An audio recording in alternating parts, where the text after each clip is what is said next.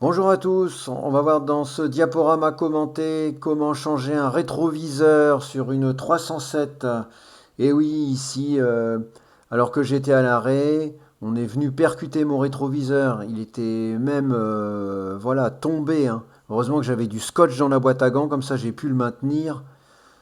Sinon, rouler sur autoroute avec un rétroviseur comme ça, c'était impossible. Et rouler sans rétro, c'est dangereux. Comme ça, avec ce petit bricolage, c'était acceptable. Bref, on passe à l'action. La première des choses, c'est d'enlever le cache supérieur. Très simple, vous tirez vers vous, ça part tout seul. Regardez, c'est juste maintenu comme ça. Ça permet de voir le fil d'alimentation électrique du rétroviseur, puisqu'il y a deux moteurs, un pour le déplacement droite-gauche, un pour le déplacement haut-bas.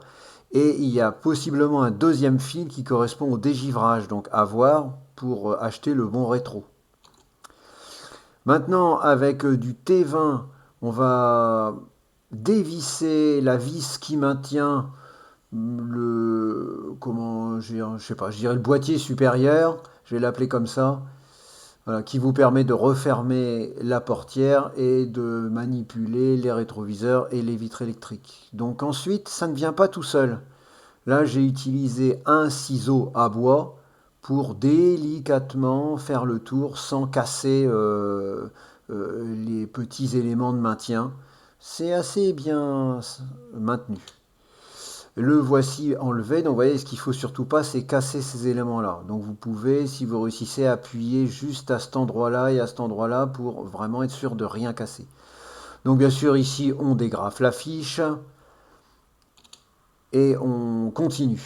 Donc on a ensuite trois vis de maintien du bloc plastique portière. C'est je crois, la même empreinte. Donc on y va, une ici, une en bas, et une troisième ici qui est plus longue. Attention, donc une fois posée, on voit bien qu'elle est plus longue, donc on ne se trompe pas au remontage. Ce petit élément-là, il s'en va tout seul. Il faut tirer ça vient à chaque fois en espérant ne pas casser les petits éléments.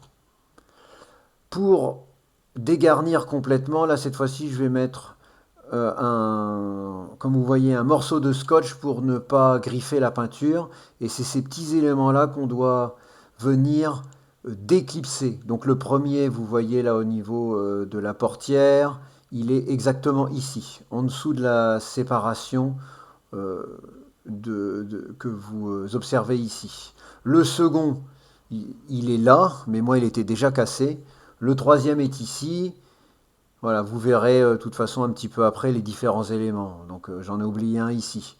Donc il faut faire très attention, la probabilité d'en casser un est proche de 100% sur les 7-8 qu'il y a. Donc une fois que vous avez enlevé le bas, bah, vous pouvez tirer l'ensemble vers le haut de quelques centimètres pour le désengager de cette partie supérieure.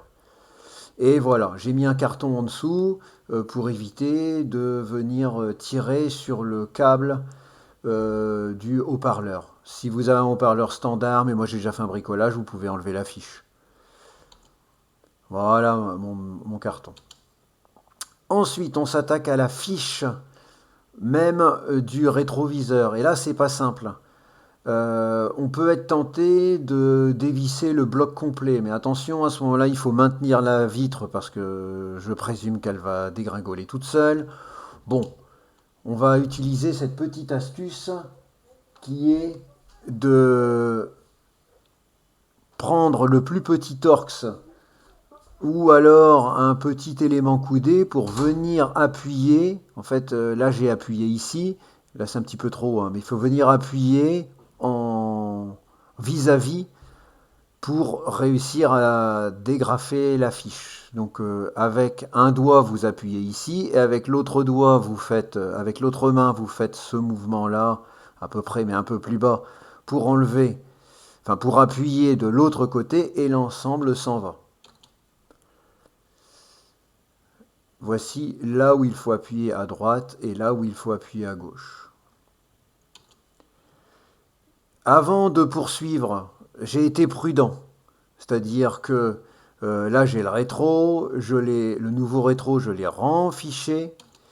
J'ai mis temporairement le boîtier de commande du rétro et j'ai manipulé pour vérifier qu'il fonctionnait bien. Parce que c'est pas une fois tout monté que je vais m'apercevoir qu'il y a un des moteurs qui ne fonctionne pas. C'est bon. Donc je peux enlever l'ancien rétro. Là c'est facile, hein, vous prenez du T27, c'est un petit peu plus gros que le précédent, et vous enlevez les trois vis qui sont là, en vérifiant s'il y a des différences de taille. Toujours avoir cette prudence. Normalement c'est trois fois la même taille, mais vous vérifierez.